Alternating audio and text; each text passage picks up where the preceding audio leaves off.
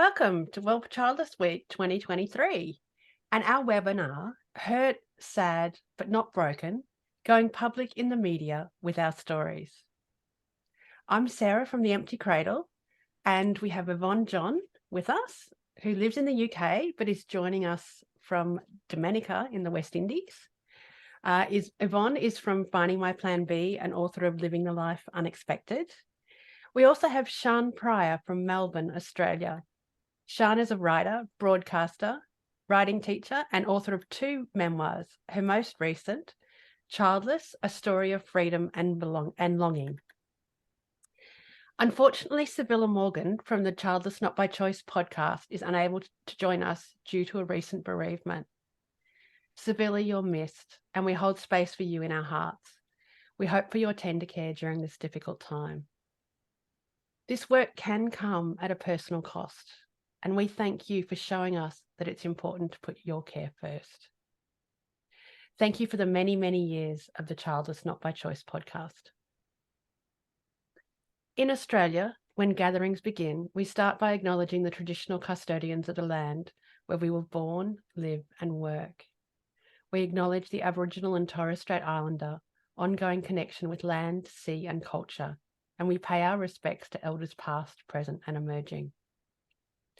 We'd also like to acknowledge Steph and the World Childless Week team for this week, and we'd like to acknowledge our Childless Not by Choice community. You are the wind in our sails. Thank you. So the media landscape seems really large and quite daunting, doesn't it? TV, mainstream, online and print media, interviews, social media, blogging, podcasts, webinars, etc., etc.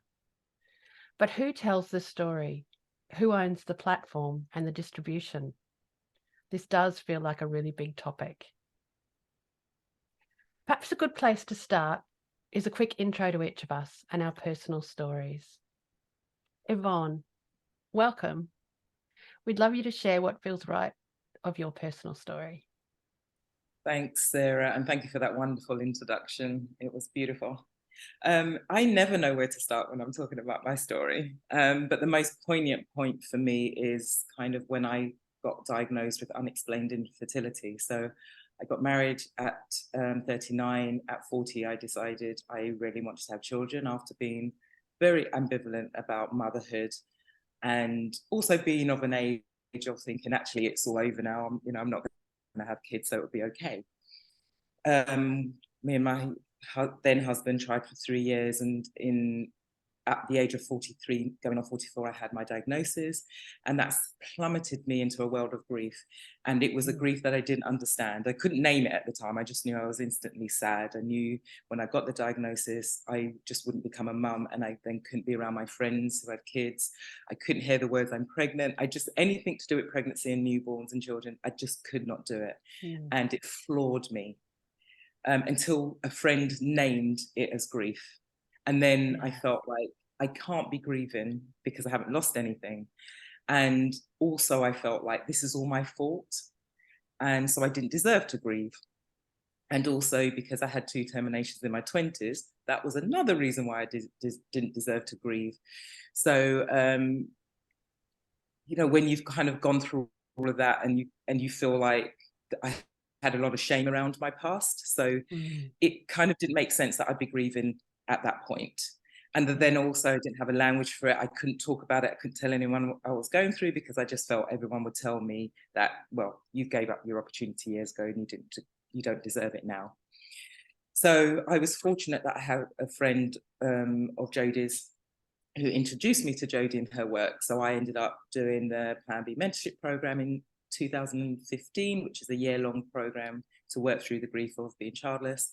And that really just helped me to heal, being amongst other women who were similar, who understood, who gave a language or voice to what I was going through. It helped me to conceive my book, Dreaming of a Life Unlived, which I can't show it, published in 2015. It's not very good.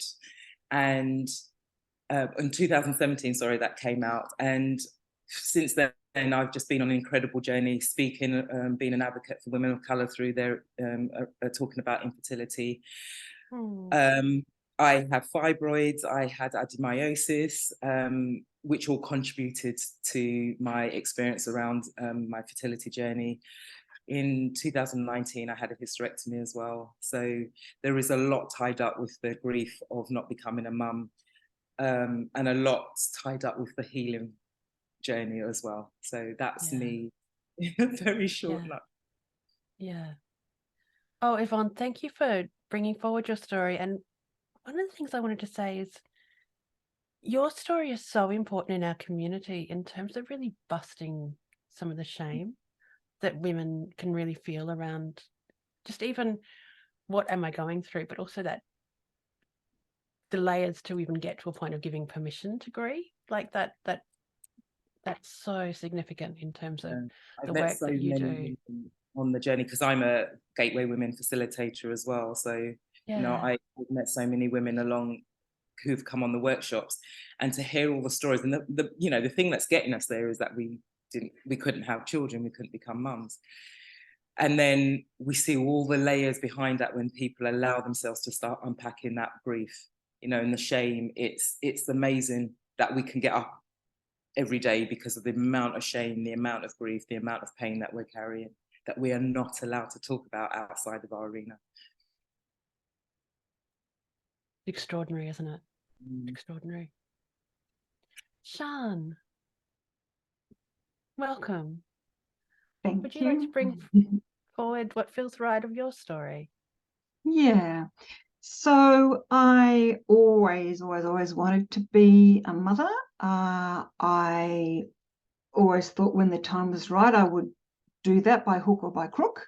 The time seemed right when I was in my early to mid 30s. I was in a relationship with a lovely guy, and so we started trying, and over the next 4 years, I had 3 miscarriages and long periods of unexplained apparent infertility in between those miscarriages. And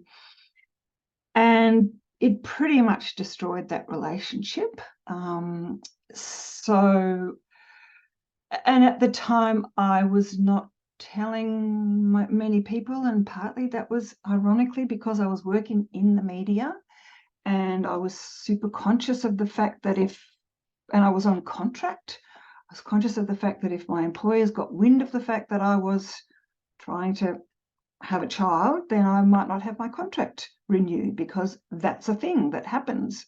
Sure, not just in the media industry, but certainly I saw it happening around me in the organisation I worked for. So I left that relationship. I started another relationship with a man who already had 3 children and did not want any more.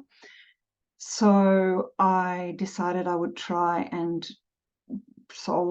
do it solo. So I tried IVF with donor sperm for a year, and that was unsuccessful. And all along, I guess, as with Yvonne, it was my apparent low fertility was unexplained. And so when after that first year of trying this thing alone, I just knew I could not keep going. And I was 39, turning 40, and I couldn't afford it financially, and I couldn't afford it emotionally. And so I, made the very difficult decision to stop trying. Many years later, I was diagnosed with a thyroid condition, the symptoms of which include low fertility, and I was so angry that had not been picked up. So yeah, I dealt with a lot of, I suppressed huge amounts of grief, huge amounts of anger, huge amounts of sadness. And it really wasn't until I sat down and decided to write my story into Childless that I think I really properly started processing all of that, a lot of tears at the computer and a lot of insights and understandings, and a lot of writing as therapy, really, for me. And yes, then the difficult task of having to tell my story over and over again in the media, which I know is one of the things we want to talk about tonight. Yeah. Today. and tonight and today, sorry, because we're from everywhere. Yeah, I know, it's all over, isn't it? Across the globe. Across the globe. Wow, Sean, so that protracted, that sense of how much that journey takes, doesn't it, towards parenthood and then afterwards. And yeah, the time, the energy and the commitment we put in is powerful, isn't it? It's powerful. It's exhausting. It's, you Yeah. know, I'm sure everyone here will attest to how utterly physically and emotionally exhausting the whole thing is, because you're carrying the hope, you're carrying the disappointments, you're carrying the secrets often, you're literally the body that's having to deal with all of this stuff usually. So, you know, and you're not really given permission to talk about it. You know, people don't want to know about this stuff, do they? No, they don't. They really don't. They want to hear the happy stories. And that's been one of the responses to my memoir was, oh yeah, no, good writing, but too sad. Really? I'm sorry, I can't provide a happy happy enough ending. Wow. Okay. That need for the hero story, the recovery, yes. Yeah. You're reminded me, Sean, of two things that happened to me. Is one, I was on a radio show, and the pre-talk around the show, you know, just getting to know each other, kind of going through what we're going to do on the show, was, you know, we really love your story, but we want to end this all on hope. So we're going to bring in somebody who's been through all of this, but has had children. Wow. Like, oh. Wow. Winner and loser. And then I had another example where I was doing a talk, and I was talking around my journey and everything. And, you know, you can see the audience are hooked. And I got to a point when I said, and then in 2017, I'm going to just unblow my video for a minute so I can do this. 2017, my baby was born, and the whole crowd went, ooh. And in that moment, I realized they actually literally thought I had a baby. Because somebody even came up to me and goes, your story was so great. Can I meet your daughter? Because I was like, you know, and here's my daughter and she looks like me. She's so wonderful. They just completely missed it. So it is that they really want to hear, they can cope with our grief and our journey if it ends in the hope. If it ends in the miracle baby, then it was all fine. And the miracle baby is such a common kind of trope in the media, isn't it? Like, year after year, you'll hear or you'll read these stories about, against all the odds, this person got what they wanted, they got their baby. And, you know, that can come to seem like it's the norm, because those are the only stories that we do get to read about regularly in the media. Absolutely. I think that's the thing, is people don't realize why it's a miracle. They forget that the clue is the miracle, the word miracle. And, you know, when you think about IVF has a 75% failure rate, that means only 25% success rate. So they don't because, oh, my friend went through IVF, or whoever went through, or whatever, you know, whatever story. And the amount of times I've had people send me messages going, don't give up, because look at this story and look what happened there. Is that you don't know the journey of that. You don't know how difficult it is to be on that journey anyway, let alone then to get to the end of it and it doesn't happen.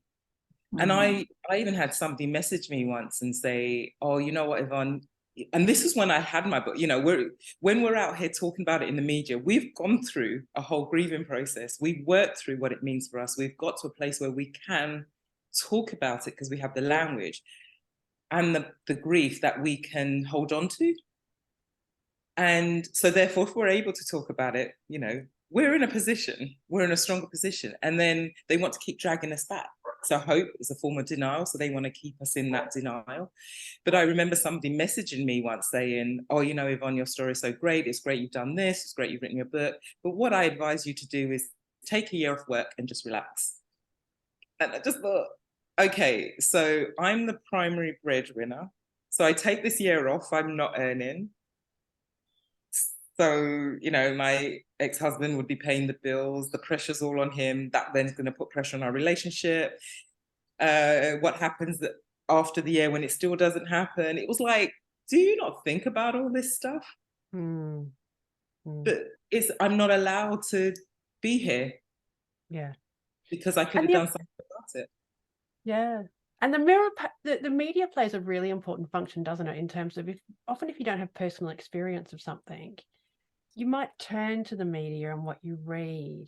And I remember kind of as I was growing up in the 80s, there was this constant drumbeat in women's magazines around the triplets. Then there was the 4 babies, and then there was the 5 babies. And it was just this incredible miracle of almost uber fertility related to reproduction, whereas people would actually have no idea of what the reality is if they actually either didn't seek out that information or hadn't personally experienced it.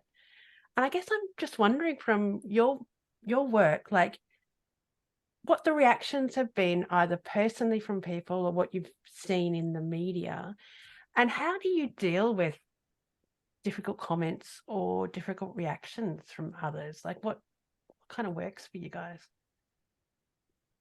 Well, one of the things I wrote about in my memoir was how upsetting and infuriating the stereotypes of childless women are in the media. And you know, we've had some really high profile, horrible examples of that here in Australia, because we had our first female prime minister was a woman who did not have children, and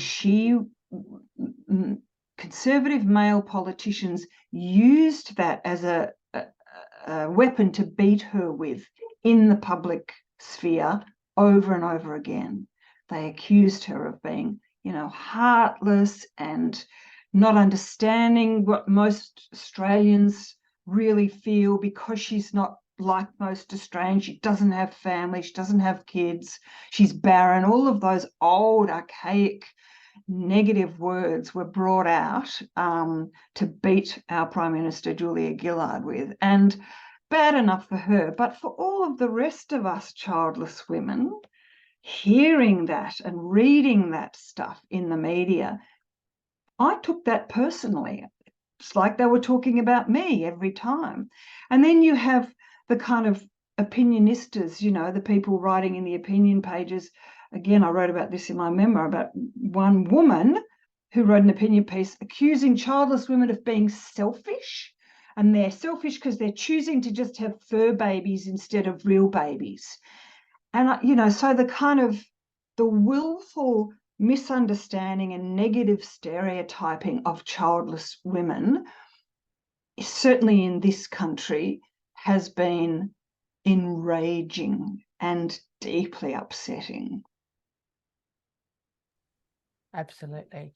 And those kinds of comments that are said personally to us are just those tropes that are actually, you know, kind of underpins and are you're seeing in all the media articles.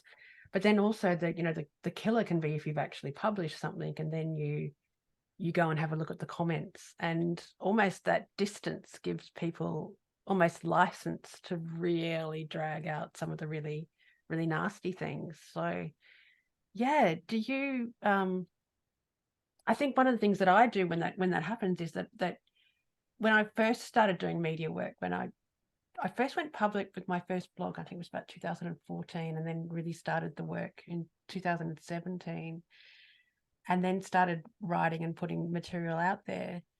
And I think at the beginning I was really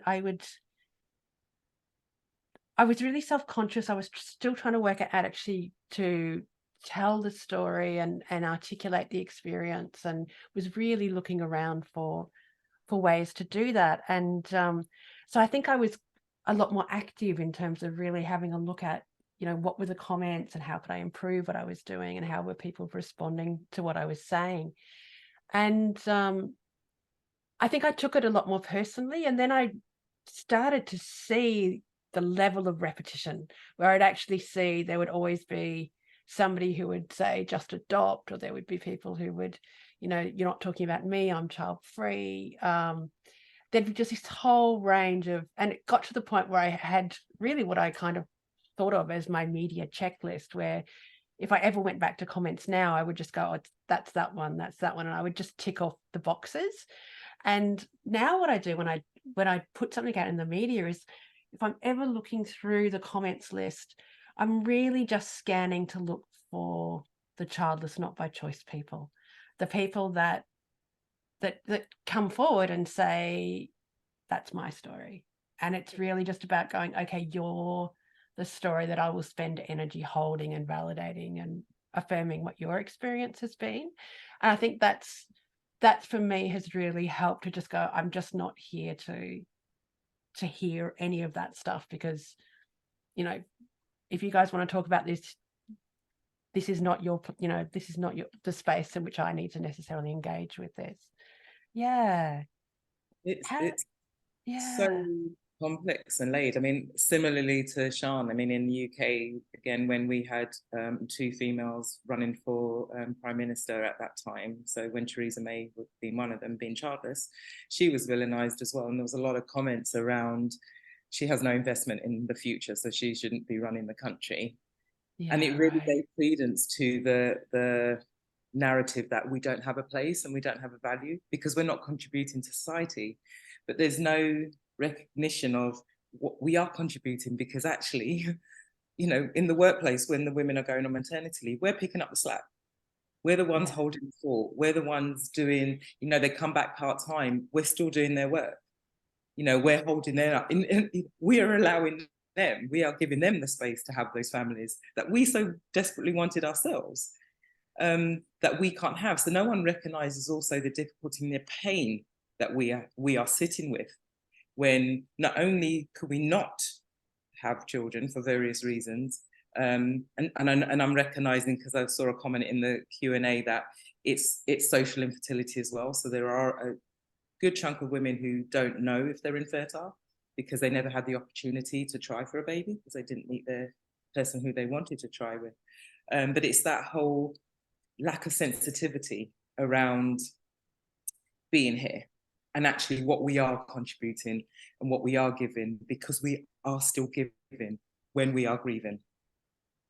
You know, and it I think it's huge. And I think, just thinking about what you said, Sarah, I think until we're in a position of healing, because I've been on this journey since 2014 and I am still healing. My healing has just got easier. And I say just, I hate the word just, but it has got easier because I have done my grief work, because I am, every time I'm on a stage speaking about it, every time I facilitate the workshops and hear somebody else's journey and I'm part of their story, it's a healing process. And I know not everyone's going to be doing what we do in the media, but it's about being able to share their stories with whoever they want to share it with in a safe and comfortable way. And I think the media has played a place because it's given a knowledge and a language around things. So we know things like, you know, adenomyosis. I learned a lot about it hearing Gabrielle Union's story, for example. And for those of you who don't know her, she's an actress, an American actress. And, you know, I never knew about this experience until I'd heard her story. Now, she did go on to have a child, but it was through surrogacy. She also gave a voice to that journey. You know, some people have gone on to have babies through surrogacy and never told anyone that it was through surrogacy. You know, they kind of present it as their own. So I kind of respect her for giving that voice to her condition, to the journey she went on. And she's been very open and honest about it. That allows us, you know, that allows me to also talk about it in a way that I might not have had the language to do if I was on my own, if it was just in my head. So I think, you know, I do celebrate the media in some respects, but at the same time, it does only want to talk about, you know, the miracle babies. And I think that's where the difficulty lies. It doesn't give a voice to the women who didn't meet their Mr. Right.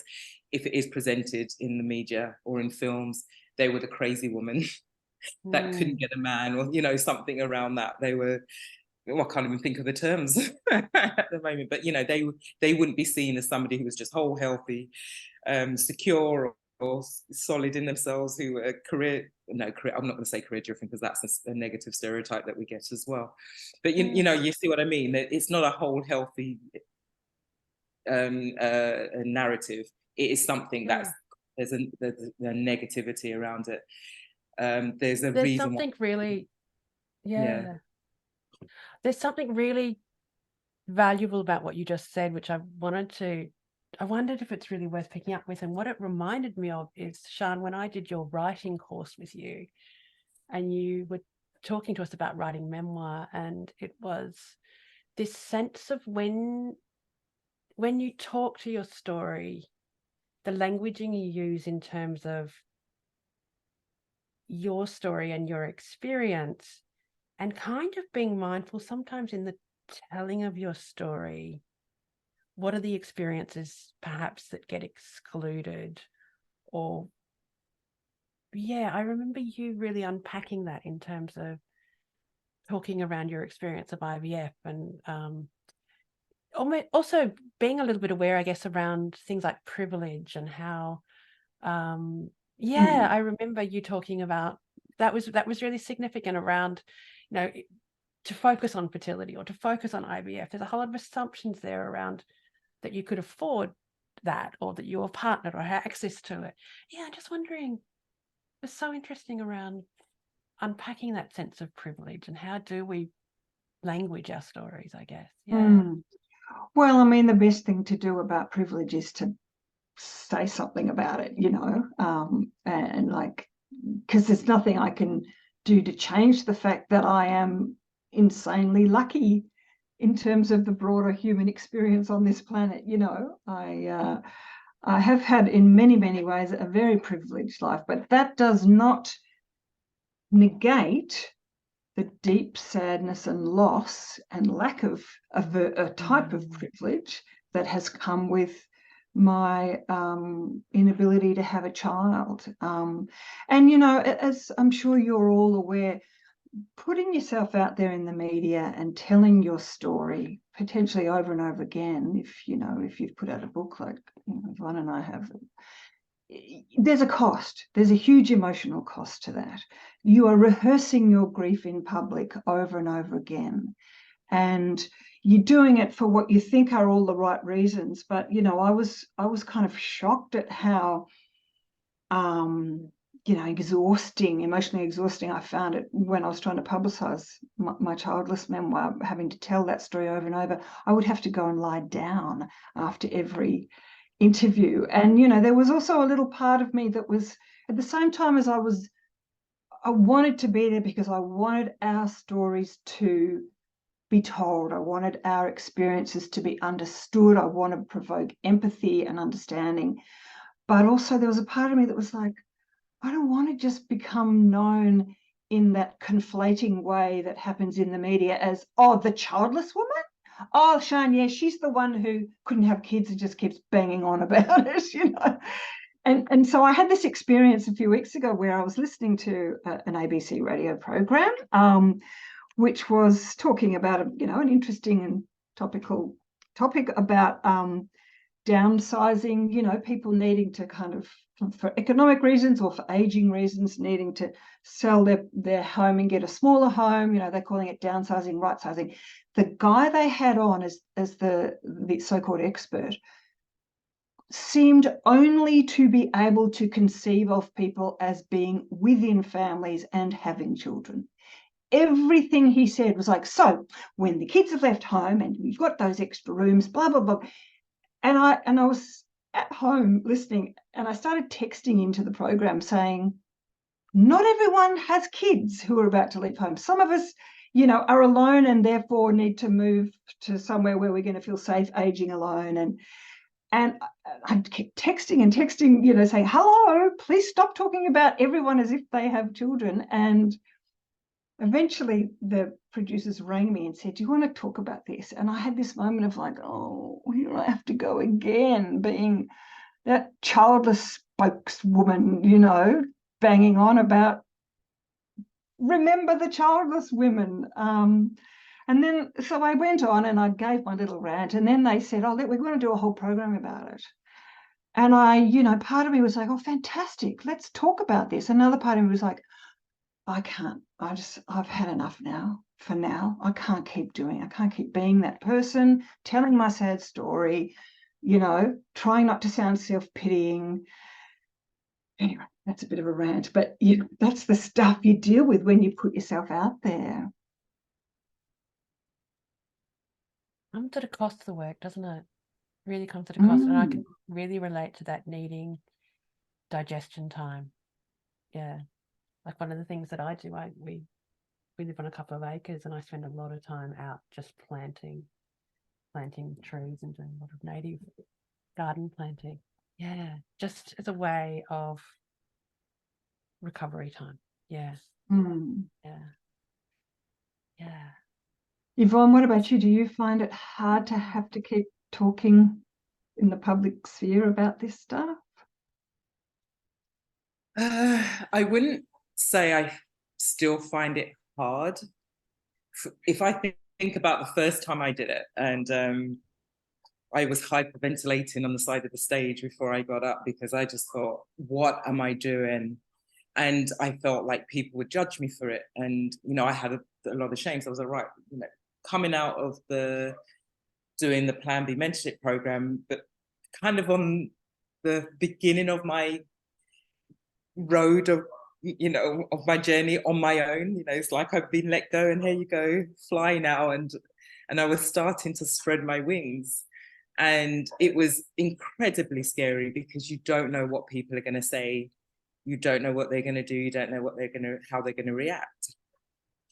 But what I found as I went along is that, especially when you get a lot of, because I got more positive than negative reactions, I had a lot of positivity, which really helped me to stand and continue to go. And especially from the women who were saying, you know, you're telling my story, you're giving my voice, thank you for being there.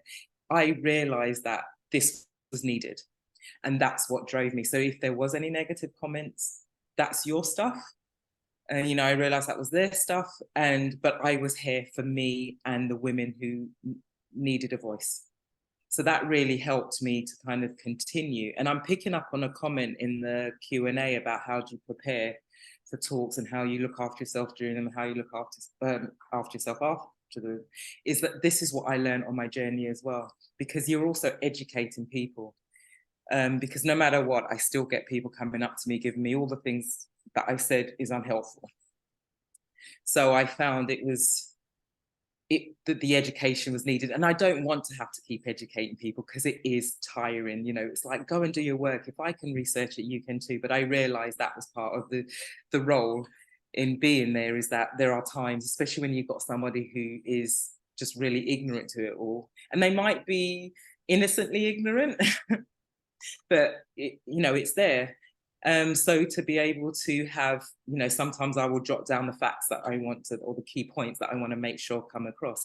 If somebody asks the question, I think, you know, that was stupid, do you not know? Then I will rephrase, I'll just turn it around in a very compassionate way to say, well, it's not about that, but if you think about it from this point of view, or my experience of, you know, this, that, and the other shows me this, or this is what I've learned in my research.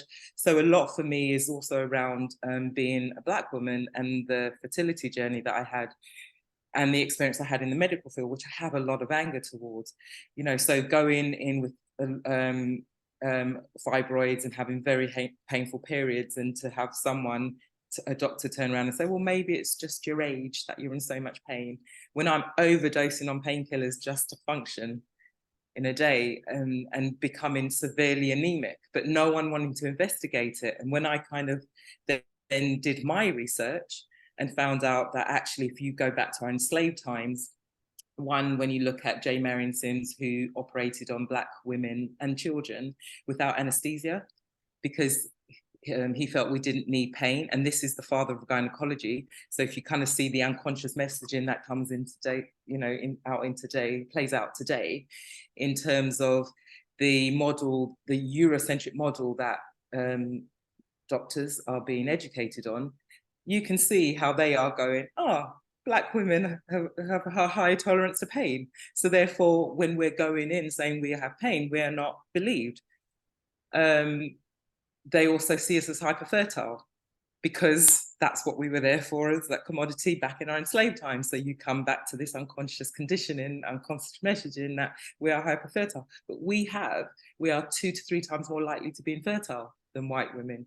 So, you know, I find that I'm constantly having to educate, because these are the facts that are real for me and my ancestry, but not necessarily when I'm also, because I'm in a, you know, a very Eurocentric field, that they're not hearing, understanding, knowing these stories.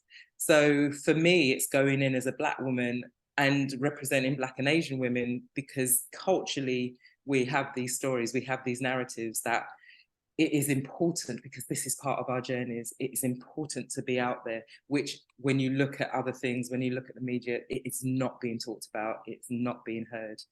And therefore, when we come and present with our infertility, it is not believed, because hang on a minute, you're hyperfertile. What are you talking about? You've got higher tolerance to pain, you can't be, you know. So I find that hard. I find it hard that I have to keep saying this, that I have to keep stressing that, because I'm like, if I know this, why don't you? You know, when I'm in front of the medical professions, if I can do the research, why aren't you?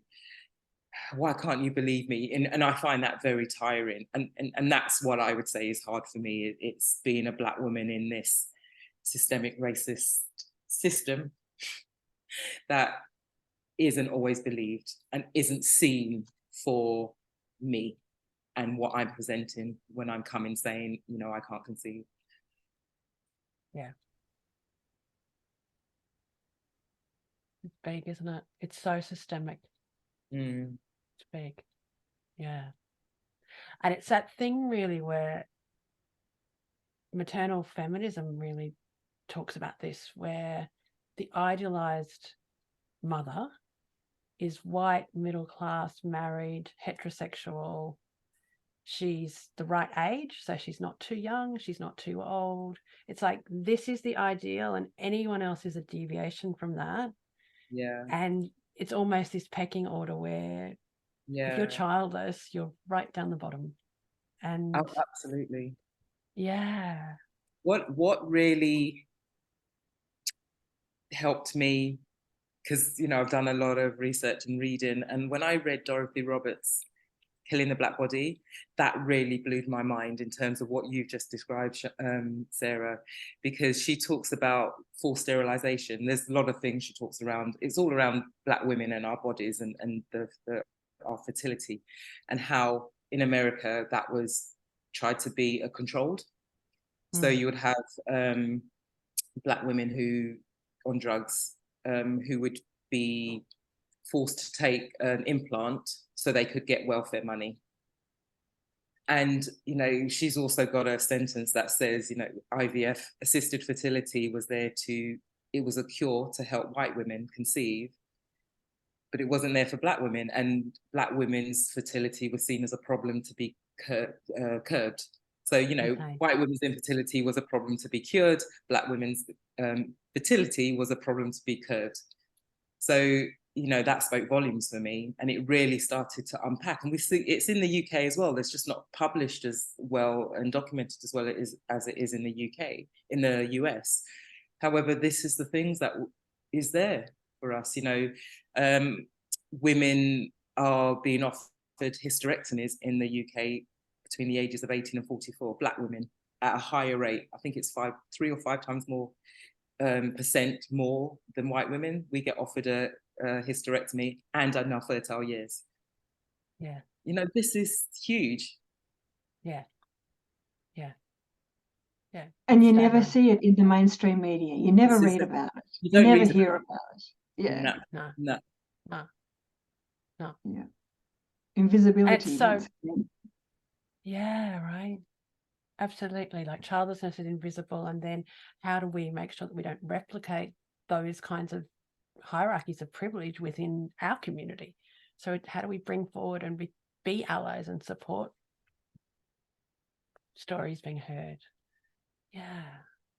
I mean, it's interesting the way we're using the term media, because what is the media in 2023 is so radically different to what was the media, say, in 2003. I mean, social media has been an incredible boon, I think. Well, certainly to me, as a involuntarily childless woman, when I finally belatedly discovered all of these online communities of women who were childless and had had so many of the same experiences as me, I can't tell you how consoling, that was, and to feel a sense of connection with lots of other women I may never meet in person, but we shared this sadness and this grief. And until then, it had been such a lonely grief for me because of the, the sort of taboo and the, not talking about it and, the self-censorship. I mean, I very carefully, as I described earlier, didn't talk to many people about it because I felt like there would be bad consequences for me if I did. And what I'm discovering is that if I get on Facebook and chat with women in one of these groups, the consequences are fabulous for me. I stop feeling so alone. I stop feeling so lonely. And I realized that we are legion, Yeah. We're out there. We might be invisible and, the Murdoch press, but unless we're being accused of being selfish career women and fur baby lovers, Cat ladies. we're here for each other. We're here for each other. Yeah. In I social can media. so relate to that. I can, and when I think back on what drove me initially to go public with my story, I think was that isolation. It was almost this sense of there has to be somebody out there, because I actually thought it was me. I actually went, and I was surrounded by, in my social network, I have quite a few women who are child-free and quite a few women who are mothers. I didn't know anybody who had wanted to be a mother, it didn't happen, and who was so profoundly affected by it. And I really went, oh my God, what's wrong with me? Am I not liberated enough? Am I a bad feminist? Like a whole lot of internalized stuff that I wondered about. And that's what really started me to actually even go public and go, there has to be other women around like me. And then when women would go, it was like the Me Too movement where I'd say, people are telling me to adopt, or people are telling me that I can't grieve for something I haven't had, or there were comments that would be made. And other women would go, yeah, me too. Me too. That's happened to me. So it's got to be more than just the people who are saying it. There's something broader within the culture that drives this invisibility. Yeah. I mean, come on, 1 in 5 of us between the ages of 45, 49 are childless by circumstance. That's a high stat, 20% of us. Come on, we are here. And I think that it's the silencing thing. One thing I realized is, I have friends and family members who don't have children. And when I went through my journey, when I got to a place when I was recognizing my grief and what I was going through and my backstory around it, I went, hang on a minute, what about them? They're childless. They don't have children because that's obvious. But I just never knew why. And it made me realize how much we don't talk about it. And even the difficulty in going back to go and ask. I mean, I found that I could go and talk to people about it afterwards.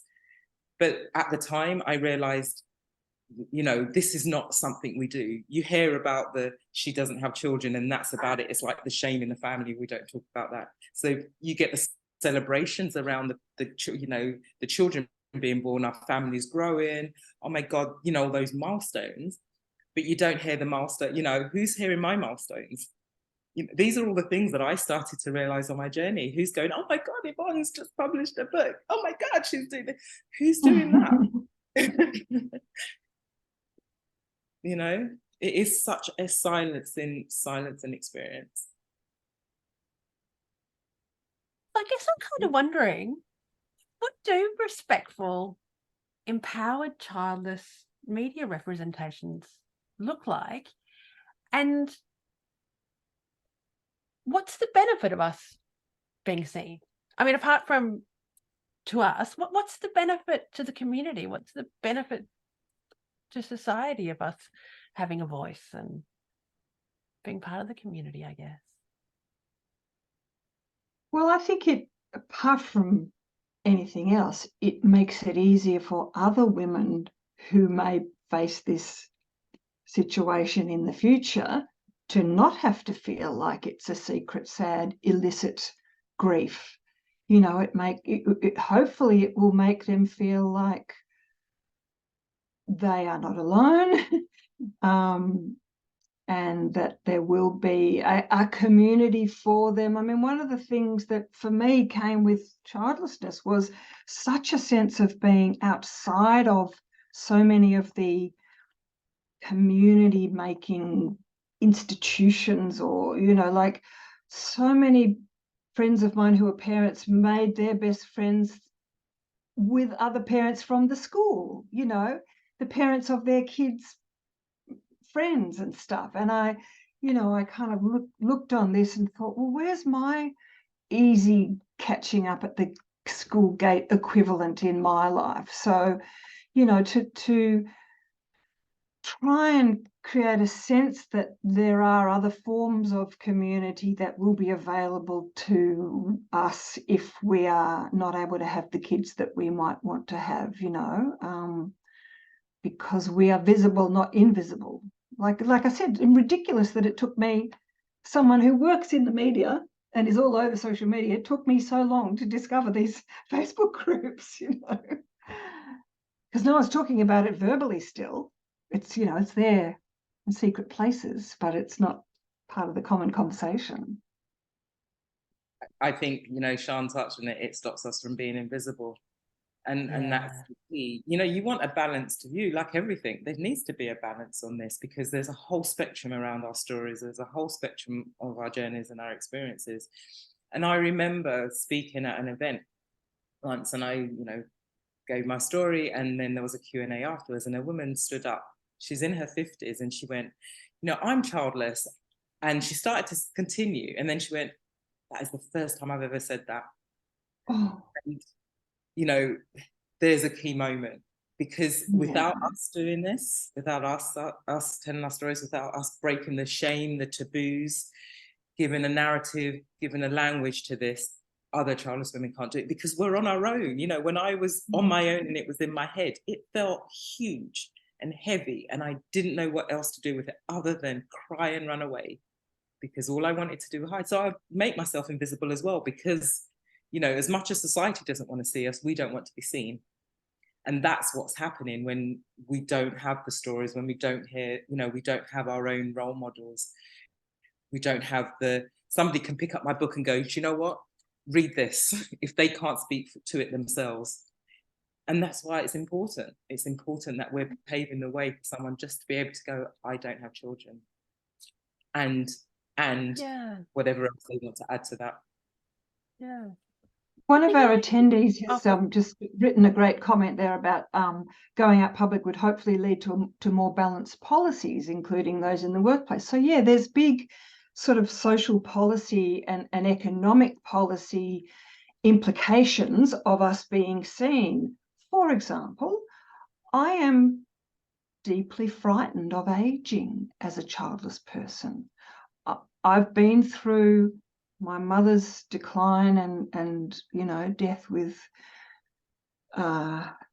various terrible illnesses, and she had 3 attentive children and a husband looking out for her, and it was still pretty awful. And I am looking forward to my future thinking, who is going to be there for me?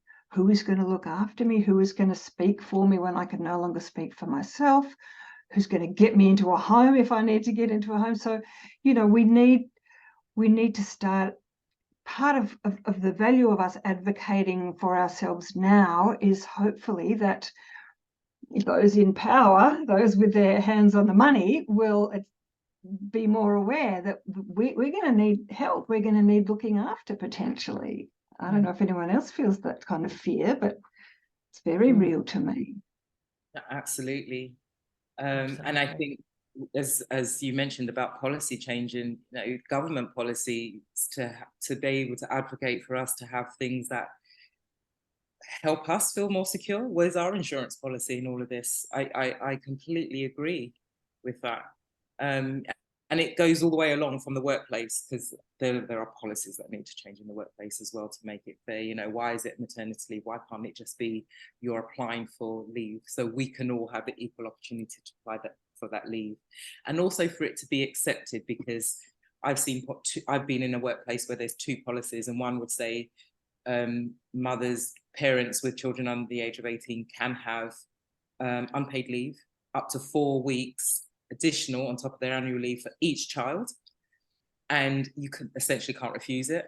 But anybody else who applies for unpaid leave, you can refuse it. So therefore, the childless couples, parents, male, females in the workplace, who might need a sabbatical because they're looking after aging parents or you know, people who are ill, they might need some time off to recuperate. They might need the time off just because actually it's too much to work full time and look after them. They might want to go part-time because it's too much, or they're further in their career and they want to do other things. But we get the no's. You know, I'm studying and I found it incredibly hard to go and ask for additional time to be able to study and do my supervision and things like that. I was so conscious of, hang on a minute, somebody who's pregnant just says I'm pregnant and they're automatically going to get the year off. They automatically can come back part-time. They don't even have to ask for it.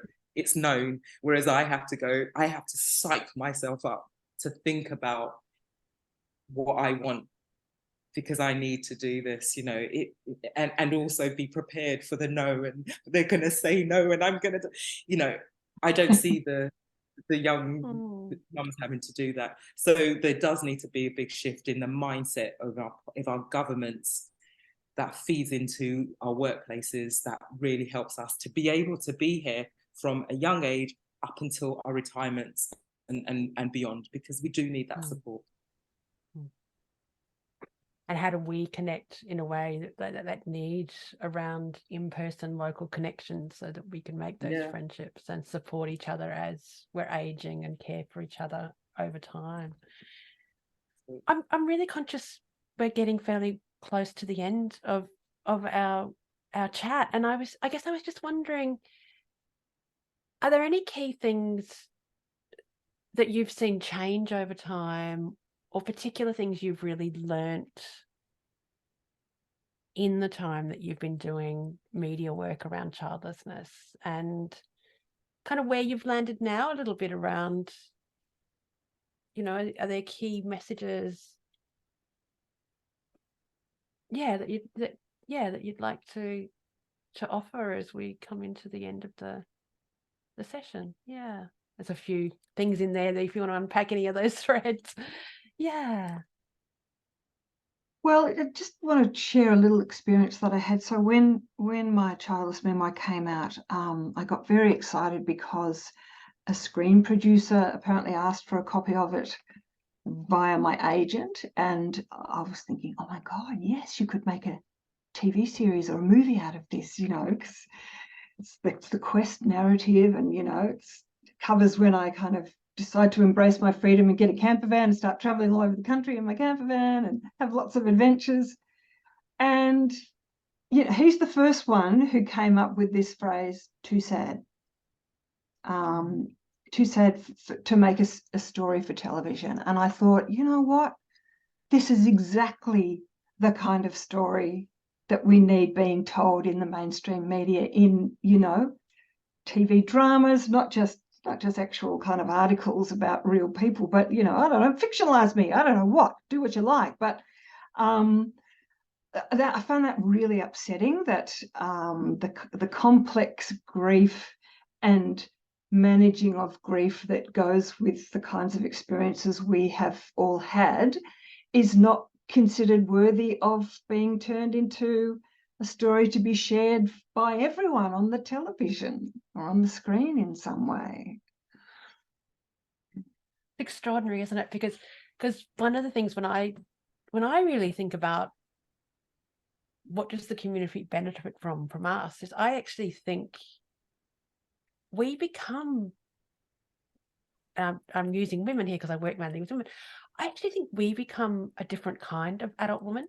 I don't think, like, who we actually become as older, mature women It's not mother. It's not that we've chosen it by choice. It's actually a different story. And there's a lot that comes with that is incredibly painful. But also there's something about that.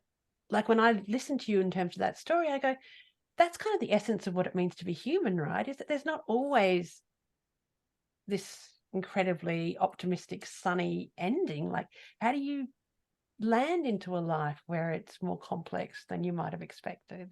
And who do you become, and what do you learn, and where do you land in that story, I guess? Yeah. And that's, I'm hoping that will change. I hope that as more complex stories of women get told, that kind of an outcome will really change.